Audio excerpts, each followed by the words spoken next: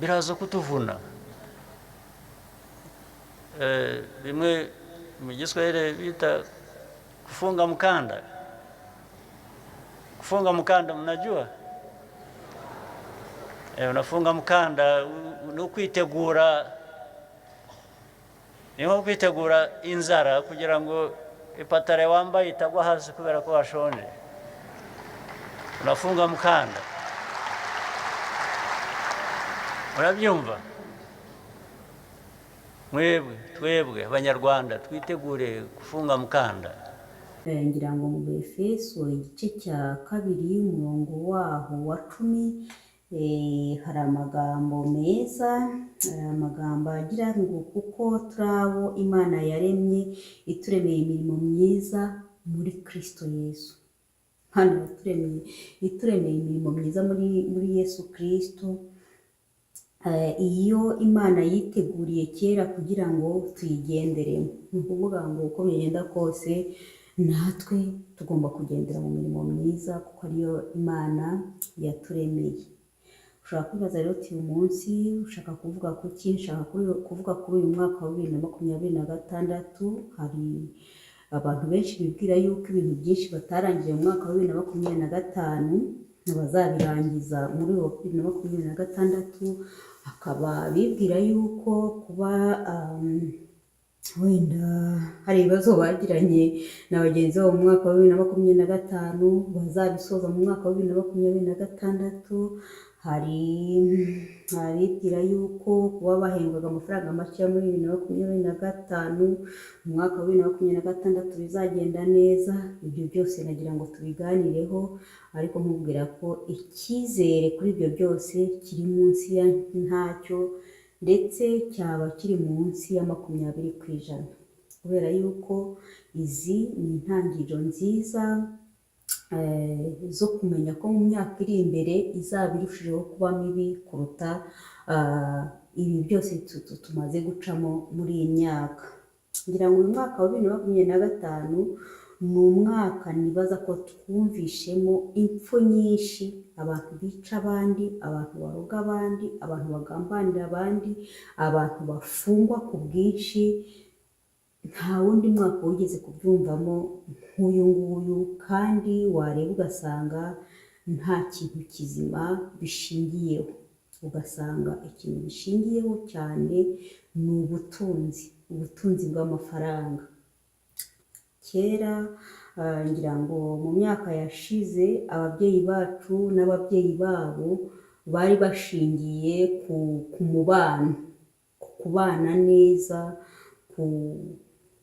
kubana, ku gushyigikirana. Nibwo bwari ubuzima bwabo, niyo yari imibereho yabo. Ibyo rero ntabwo ari bwo buzima tugifite uno munsi. Umunsi wa none twebwe tubeshejweho n'ubutunzi bw'amafaranga. Ubu buzima turimo ubyemere nyine, ntawe uzakubwiza ukuri, ntawe uzerura ngo akubwire yuko ubu ngubu ubuzima bwacu bushingiye ku mafaranga. Ariko niko kuri, ubuzima bwacu muri ino minsi ya none bushingiye ku mafaranga, aho kugira ngo urya amafaranga, aho kugira ngo uva aha ngaha werekeze ahandi hantu uzakoresha amafaranga, aho kuvugana na mugenzi wawe bigusaba kuba ufite amafaranga. Nta kintu na kimwe kuri iyi si y'uyu munsi uzabona kidashingiye ku mafaranga. Kera nkatwe tukijya ku mashuri, iyo bwakwiragaho wajyaga ku nzu ugezeho akaba ariho ucumbika, akaba ariho urara, bakakwitaho, bakagufata nk'umwana. Ejo ukabyuka bakagukorera ibyo bagomba kugukorera, bakakubaza nimba ibyo ujyanye byuzuye, ukajya ku ishuri ugakomeza urugendo. Uyu munsi ntabwo bishoboka. Kera ababyeyi bawe barahingaga bakeza, bagasarura, bagaha kubo batarejeje, bakajyana mu mujyi bagashyira abana babo, ku buryo umwana nimba yarabaga mu mujyi ashobora kumara ukwezi adahashye ikintu runaka. Ariko ubu ntabwo bishoboka. Kera ababyeyi bacu wabaga nta bushobozi ufite isambu, abantu bagaterana mukwenga inzoga, mukagenda mugafatikanya mugahingira wa muntu, ejo mukazahingira undi, ejo mukazahingira undi, mukazashiduka umudugudu wose warahinze ibishyimbo cyangwa ibijumba. Ariko uyu munsi nyine ntabwo bishoboka, ni amafaranga, ibintu byose ni amafaranga. Hari ubuzima twinjiyemo tubitegetswe n'uko isi imeze, atari uko twe bituvuyeho, kandi tugomba kububamo. Uyu mwaka wa 2026 rero ni intangiriro nshyashya noneho y'ibindi bitari ibi twanabonye mu myaka yashize ya 2025. Ni umwaka w'intangiriro yo kubaho noneho ubuzima utari usanzwe ubamo. Kera mu bihe by'ababyeyi babanziriza abacu twari dufite ibyiciro byibuze 3 by'ingenzi by'ubuzima. Hakabaho umukire, hakabaho umuntu uciriritse wo hagati na hagati, hakabaho n'umukene. Uyu munsi rero cya cyiciro cy'abantu bo hagati na hagati gishaka kuvamo. Uhereye muri uyu mwaka wa 2026 icyo cyiciro ntabwo uzakibona. Niba udakize uzakena, cyangwa se upfe, cyangwa se ufungwe. Ugomba kubaho uri umukire uri ku rwego rw'abakire, cyangwa se uri ku rwego rw'abakene, aho umuntu agukoresha ibyo ushaka, kuko umukire ntashobora kubaho wenyine ngo bikunde atifashishije umukene, nta nubwo umukene agomba kubaho nyine hatari umukire ugomba kumufasha. Ariko abantu bo hagati na hagati bavamo abantu bashaka kurwanya abo hejuru, abo ntabwo isi kibakeneye. Nayo mpamvu rero nawe ugomba kwitegura mu buzima wari warateganyije mu myaka yashize, ukamenya ko amazi atakiri yayandi. Ngira ngo iyo witegereje neza nk'uyu munsi, uyu mwaka washize, ibintu byose byariyongereye. Ku bigendanye n'amasoko, ibintu byose byariyongereye, yaba abafite amamodoka, yaba abahaha, buri kintu cyose hiyongereyeho amafaranga. Ariko ugiye kureba usanga umushahara utarigeze wiyongera. Ugasanga uretse no mu gihugu cyacu cy'u Rwanda cyangwa se mu bihugu byacu byo muri Afurika no mu mahanga, byo mu Burayi, muri Amerika, hose niko ibintu bimeze. Gusa bo aho batandukaniye natwe ni uko bo ibihugu byabo cyangwa se imigabane yabo ishyiraho ingamba zituma utabwirwa cyangwa se ngo uburare. Mu yandi magambo, niba wari umuntu ubayeho ufite umudiyasipora ugufasha, hari ikintu ugomba kwitega muri wowe. Ugomba kumenya ko amazi atari yayandi, ugomba kumenya ko nimba yishyuriraga umwana amashuri atakubarije birote, ubu azajya yikubaza. Azajya yikubaza kandi akubwira ati niba naragusabye amanota 80 niyo ugomba kuzana, nutayazana mu bipfe kandi ubundi mutabipfaga.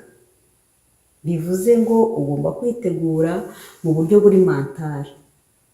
Ntabwo ari ukubera yuko azaba yahindutse, ntabwo ari ukubera yuko azaba ari ikindi, ahubwo ubuzima bwarahindutse.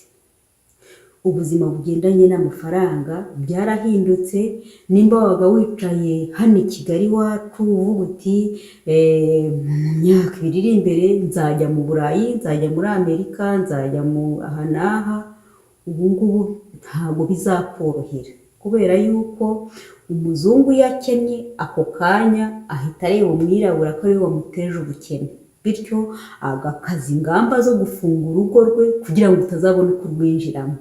Ariko kubera yuko abayeho kubera wowe, abo afite iwe azabakoresha imirimo y'agahato kandi abahembe amafaranga adakwiye, babeho badakennye ariko kandi babeho badakize. Niyo mpamvu rero nkugira inama uyu munsi, muri uyu mwaka wa 2026, w'umwaka wo kwipanga ubwawe, ushyire ubuzima bwawe ku murongo, ubeho ubuzima buciriritse atari ubuzima bwo kwigura. Kubera yuko ushobora koko kuzagera ku byo ushaka kugeraho, ariko ukazabigeraho wamaze kurwara stroke, stress yaramaze kugera ku rwego rukurenze, waramaze gufata bya diyabete, waramaze gufata bya kanseri, waramaze kuba umuntu ubona umwanya wo kuryama nturyame kubera yuko wamaze ibitotsi byamaze kukurenga, ubuzima bwawe butakiri ubuzima bwiza.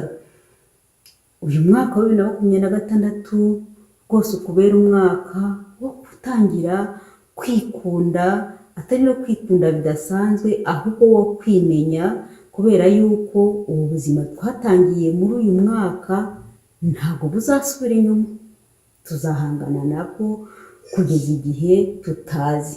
Ntutegereze ko bizahinduka ngo uvuge ngo hari ibizahinduka ngo bizagenda gutya na gutya, weya. Itegure rwose, ntabwo nguciye intege, ariko uyu ntabwo ari umwaka wo kujenjeka, ni umwaka wo gutekereza icyo ugomba gukora wabanjije kukigaho. Waba ufite uwo ugisha inama akayikugira, waba ufite uwo mubana mugafatikanya. Ni umwaka wo kumvikana, ni umwaka wo gufatikanya, ni umwaka wo kutaruhanya. Ntabwo mvuga amagambo menshi rero, nibaza ko ibyinshi nawe wamaze kubibona. Ntekereza ko ubona ko ibigendanye n'ubushobozi muri ino minsi bw'amafaranga ari ikintu gihangayikishije, ni ikibazo umukoresha wadateze kongera cyangwa gukemura. Icyo ashaka we ni uko umukorera akazi ke, hanyuma ibigendanye n'amafaranga yawe nawe ukamenya uko uyajera. Reka rero ngushimire, ariko kandi nkwibutsa ko nimba hari icyo wafasha mugenzi wawe wakimufasha, niba kandi nawe ubwawe wumva hari icyo wakwifasha, hari icyo wakosora. Ubu buzima ni ubuzima bugoye, ni ubuzima butari bwa bundi. Nyine gira icyo ukosora mu byo wakoraga, kugira ngo byonyine utangire umwaka wa 2026 unezerewe kandi witegura n'izi mpinduka tubona zadusohoyeho. Ndagushimiye rero kuba wanteze amatwi. Gira amahoro.